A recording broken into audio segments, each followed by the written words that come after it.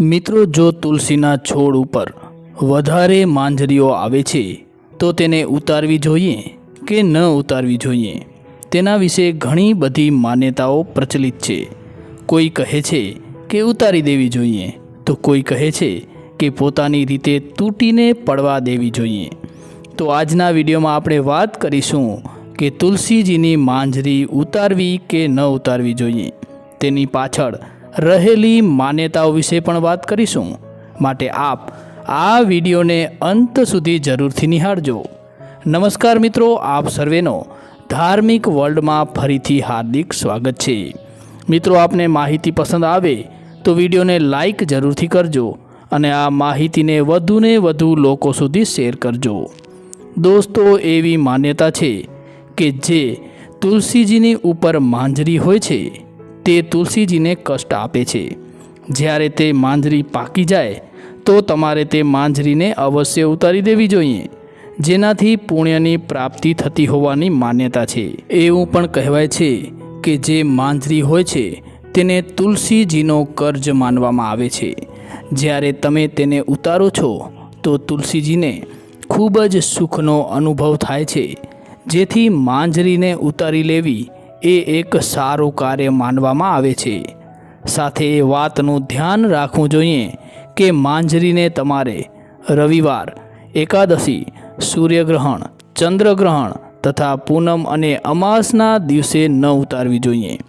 બની શકે તો એવી કોશિશ કરવી જોઈએ કે ગુરુવારના દિવસે માંજરી ઉતારવી જોઈએ, તેને શુભ માનવામાં આવે છે। ગુરુવારના દિવસે તુલસીજી સાથે સંબંધિત કોઈ પણ કાર્યને શુભ માનવામાં આવે છે। મિત્રો, તુલસીજીની માંજરી ઉતારીને તે માંજરી તુલસીજીના કુંડા કે ક્યારામાં ક્યારેય પણ ન નાખવી જોઈએ। ઘણા લોકો આવું કરતા હોય છે, માટે આવું ન કરવું જોઈએ। આમ કરવાથી દોષ લાગે છે એવી માન્યતા છે। એવું માનવામાં આવે છે કે જો કુંડામાં માંજરી તમે જાતે નાખી દો છો તો તે બીજમાંથી તુલસીજીના નવા છોડ ઉગે છે, અને એવી માન્યતા છે કે તમારે ત્યાં બીજથી ઉગેલા તુલસીજીના વિવાહ કરાવવા જરૂરી છે, નહીં તો તમારા પર તે કર્જ રહે છે। માટે તુલસીજીની માંજરીને ઉતારીને તમે એક ડબ્બામાં એકત્રિત કરી શકો છો, કોઈને આપી શકો છો।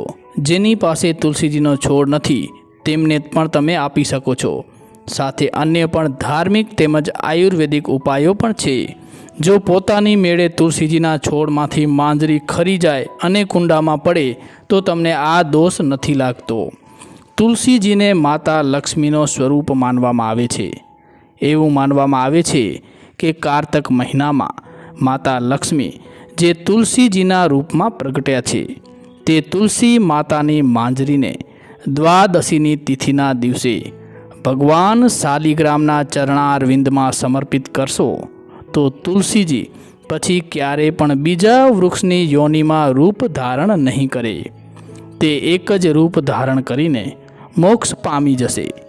તુલસીજીનો આગળનો વૃક્ષનો જન્મ નહીં થાય, એટલા માટે આપણા હિન્દુ ધર્મમાં એક નિયમ બનાવવામાં આવ્યો છે કે તુલસીજીની સેવામાં સૌથી મોટી સેવા કઈ છે? મોટા ભાગના લોકો આ બાબતે નથી જાણતા। દોસ્તો, તુલસીજીની સેવામાં સૌથી મોટી સેવા છે તુલસીજીની માંજરી ઉતારવી। તુલસીજીના માથે જે માંજરી લાગે છે તેને ઉતારીને ભગવાનને અર્પણ કરવી જોઈએ। જો તુલસીજીની ઉપર માંજરી રાખીએ છીએ તો તુલસીજીને ભાર લાગે છે તેવી માન્યતા છે। મિત્રો, ઘણા લોકોને એ પ્રશ્ન થતો હશે કે જે આપણે સુકાયેલી માંજરીઓ તોડીને રાખી છે તો તેને આપણે શું કરીએ?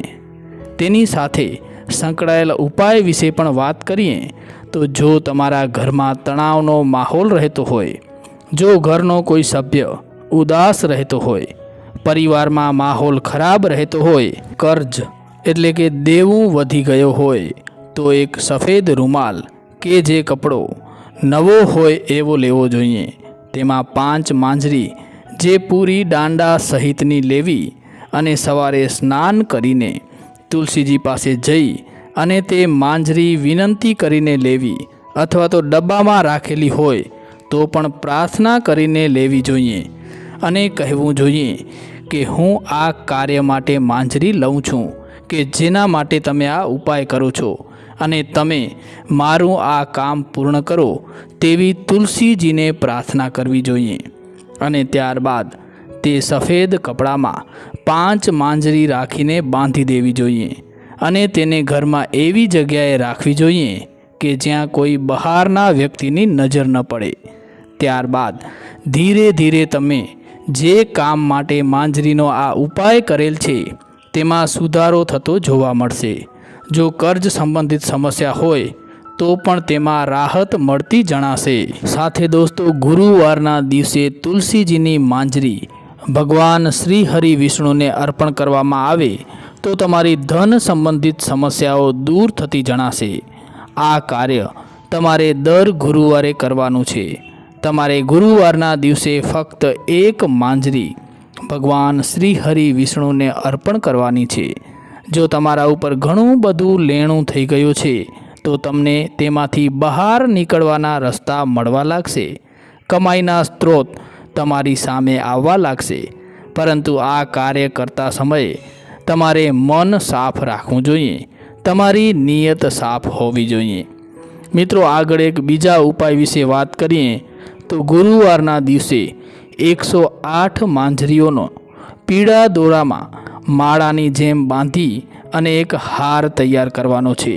અને જ્યારે તમે માળા બનાવો છો અને એક માંજરીને દોરામાં બાંધો છો ત્યારે પ્રત્યેક માંજરી બાંધતી વખતે ઓમ નમો ભગવતે વાસુદેવાય આ મંત્રનો જાપ કરતા રહેવાનું છે.